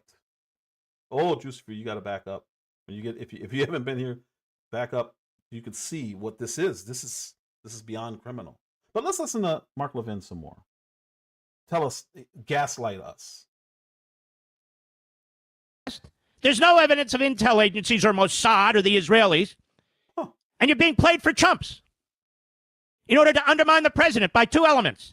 The people who hate him, the Democrats and the media, and these con men and con women, many of whom have stabbed the president in the back before. I've explained this over the past 6-8 weeks. Okay.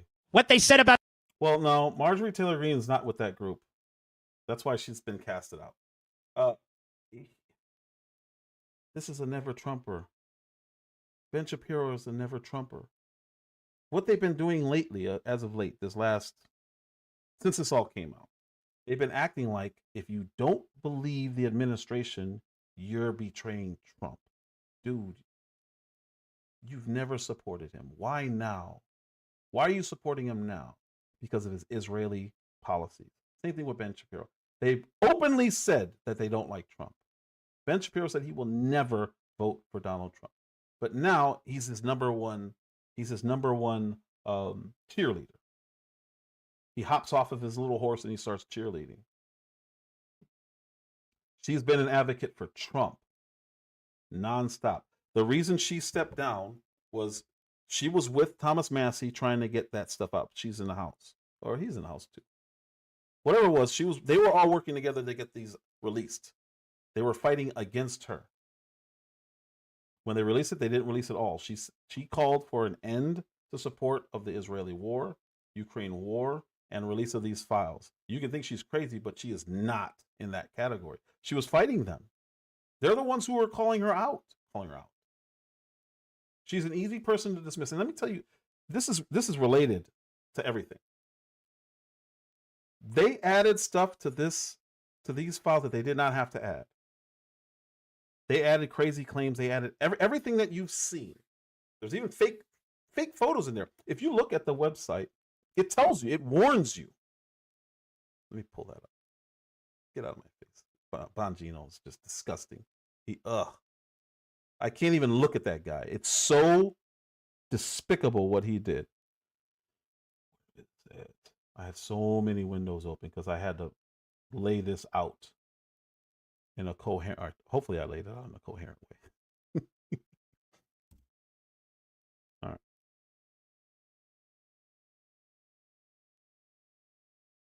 Let me see if it says.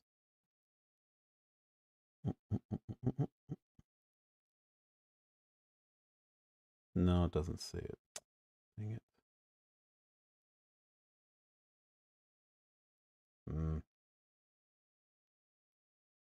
Well, there was, I don't know where that disclaimer, there was a disclaimer that said not everything in here is, crap.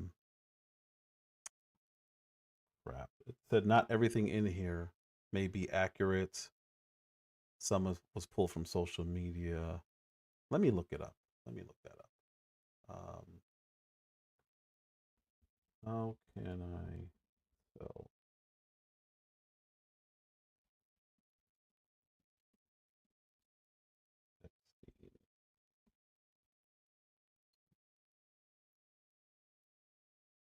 Yes. Yes. All right. Sorry, but I want you guys to understand. Here it is.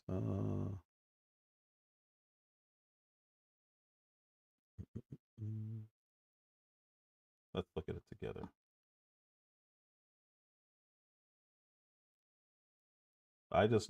My prompt was, how can I look, or how do I know what's real? How can I tell what's real in the Epstein files?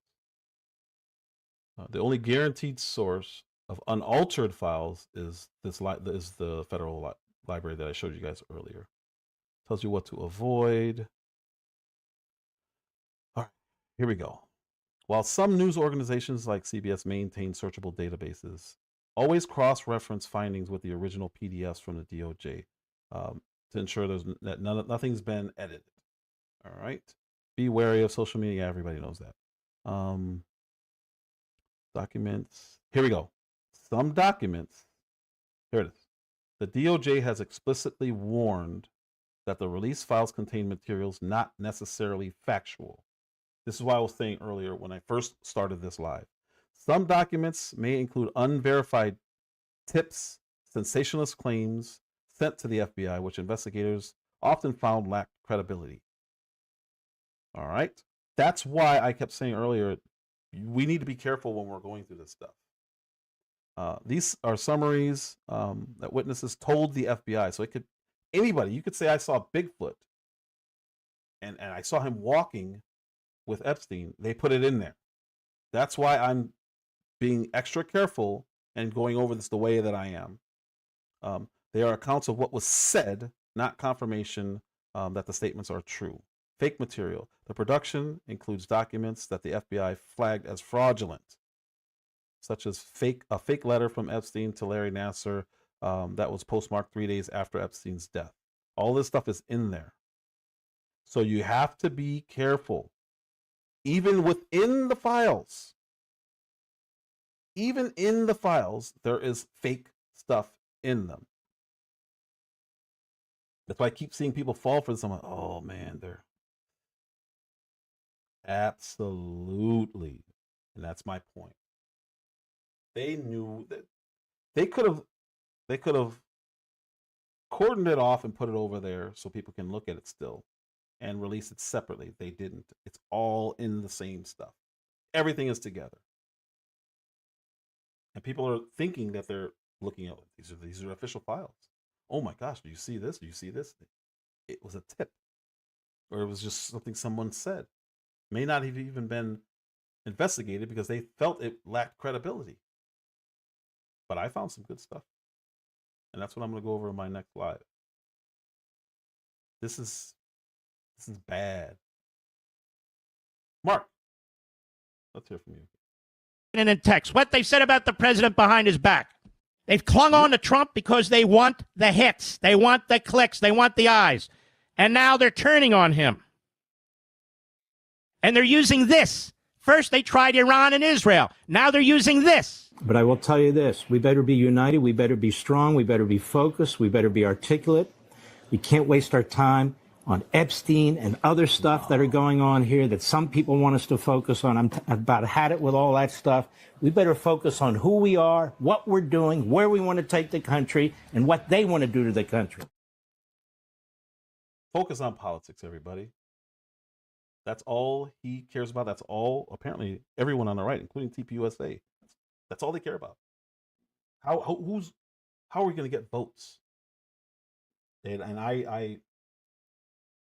I'm over all that. That's all nonsense. That's all nonsense. I'm gonna put that link in the chat one more time. If anyone wants to come up about this, you can. It's pinned. But this is the one that I want you guys to use.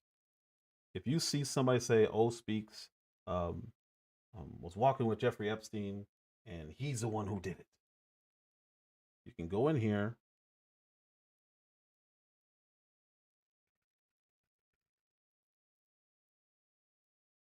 You can go in here. I'm going to ask you if you're 18 years old. I'm doing this again. I know I did this earlier. And you can type in "Oh, Speaks," and it will pull up anything on "Oh, Speaks."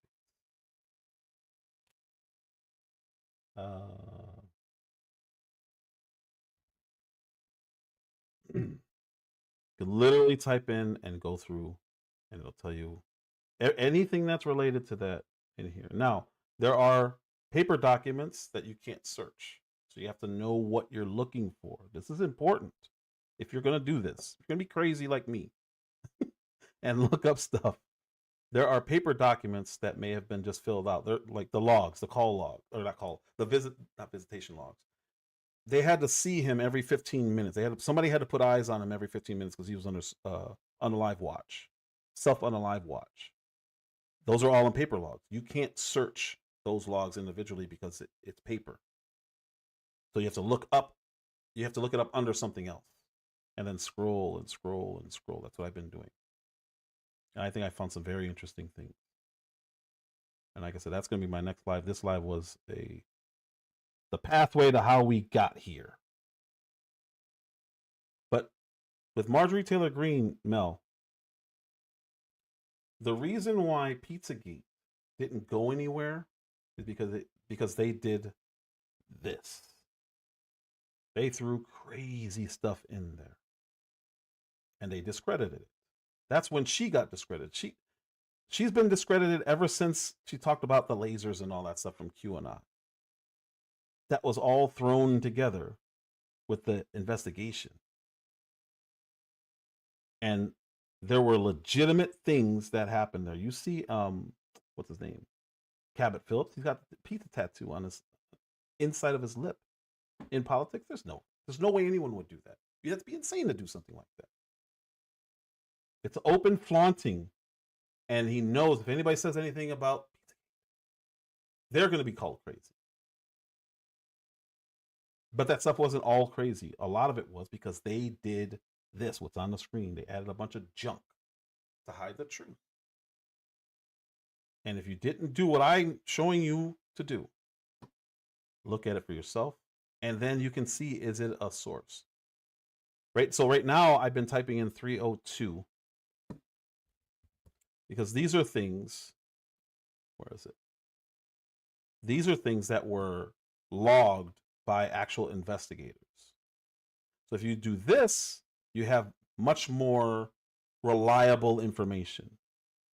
How do I know that? I told you, I'm weird. But if you type in 302 and then whatever you want to look up, this is stuff that was actually investigated. It's not just some wild tips that were discredited. There's a tip, a legitimate tip. This is where you will find actual stuff. So this is from an actual investigator, federal investigator. If it says 302, add that to your search, and then you're going to get better quality stuff. And then when you scroll, you're going to see, oh, okay, what is this? What is this? What is this? What is this? And that's how I'm cheating to scroll through stuff and avoiding a lot of the junk. It's the only way. Because if you don't do that, you have work to do. You have a lot of work to do. But if it says 302, these are official. Or at least looked into by somebody official. Review the 302. Showed notes in the 302. That's how you know what's at least involved in the investigation. Like I said, and not just thrown to the side. That's all I got. Nobody's going to come up. I'm O Speaks. If you're new here, like, subscribe, share, because why not? Why wouldn't you? Did you guys see my video on Bad Bunny and the Super Bowl? Pretty important video. Very important video. I think everyone should watch that one. Let me find that. I think everyone should watch that one because it wasn't a live, just a video, just an observation. I'm looking like, because there were people cheering. Oh, they don't like Trump. So they're going to cheer because they don't like Trump. Okay, that makes sense. But you're going to root for this? You're going to root for this guy? Really? Okay, do you know who he is? Check this video out. This is the one that I made on the Bad Bunny Super Bowl thing. It's easy to dismiss because it's silly. It's very, very, very silly. But when you look at him and you see my thumbnail, you're going to immediately know, oh, there's more to this guy. Yeah, there is. IMO Speaks. If you're new here again, like, subscribe, share. That's all I got for today. Mel Dub, I appreciate you. Thank you, sir. I appreciate you. Just Jay, thank you, thank you, thank you. Juicy Fruit, appreciate you as always. Thank you for stopping by. Uncle L, as always, thank you, sir. G Will, of course. Lou Jenkins, thanks for stopping by. Miss Phoenix, thank you, thank you, thank you. Appreciate you. Who else was in here? Free J, appreciate you. Thank you as always. Welcome back. Hopefully you're allowed in KB's chat still. Not worth it. Thank you so much. I appreciate you, man. TP, King Perspective. Thank you so much. Appreciate you. Lonnie, I appreciate you. Thank you for stopping by. I can't say that name from Twitch. But I thank you over on Twitch. I appreciate you. Thanks for stopping by. Amber C, thank you, thank you. That's all I got. Thank you again. I appreciate you. And my next live will be on actual things within the files. I showed something, but I showed a little bit, but things that I think are interesting and important. And that's all.